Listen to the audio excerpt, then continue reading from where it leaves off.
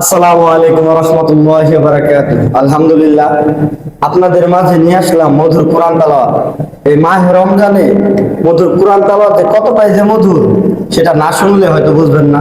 তো আলহামদুলিল্লাহ, আমার পাশে দাঁড়িয়ে আছেন মোহাম্মদ আবির। সে একজন হাফেজ, তাকে দেখলে কিন্তু বোঝা যায় না সে একজন হাফেজ। যাই হোক, আল্লাহ পাক তাকে সুন্দরভাবে আরো বেশি বেশি কোরআন তেলাওয়াত তৌফিক দান করুন, আমিন। এবং আপনারা তার কণ্ঠে মধুর কোরআন তেলাওয়াত শুনবেন ইনশাআল্লাহ। আবির, তোমার মধুর কণ্ঠে একটি কোরআন তেলাওয়াত শোনাও আমাদেরকে ইনশাআল্লাহ। আসসালামু আলাইকুম ওয়া রাহমাতুল্লাহি ওয়া বারাকাতুহু।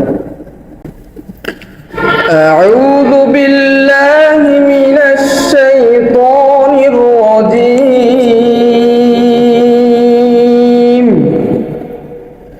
বিসমিল্লাহির রাহমানির রাহিম।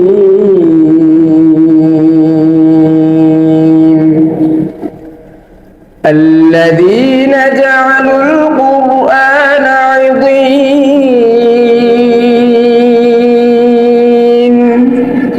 فوربك لنسألنهم أجمعين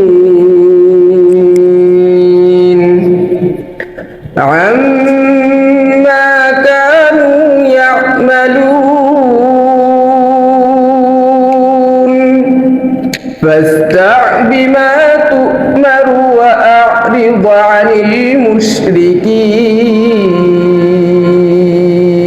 المشركين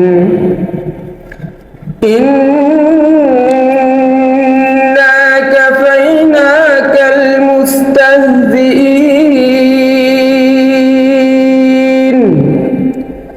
الذين يجعلون مع الله إلها آخر فسوف يعلمون ولقد نعلم أنك يضيق صدرك بما يقولون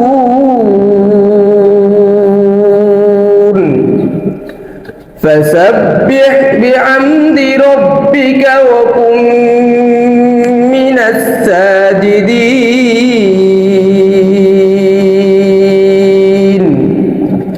واعبد ربك حتى يأتيك اليقين صدق الله المولانا العظيم وصدق رسوله النبي الكريم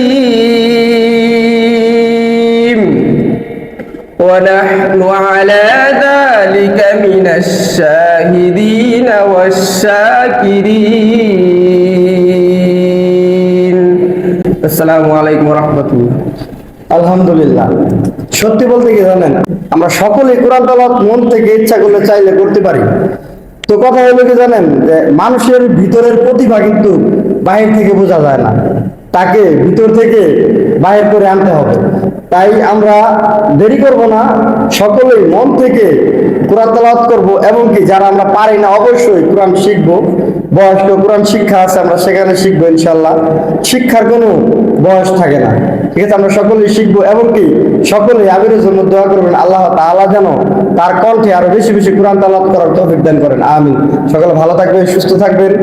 আমাদের চ্যানেলে অবশ্যই ফলো দিয়ে রাখবেন, আমরা আপনাদের মাঝে আবারও কোরআন তেলাওয়াত নিয়ে আসবো। সকলে ভালো থাকবেন। আসসালামু আলাইকুম ওয়া রাহমাতুল্লাহি ওয়া বারাকাতুহু।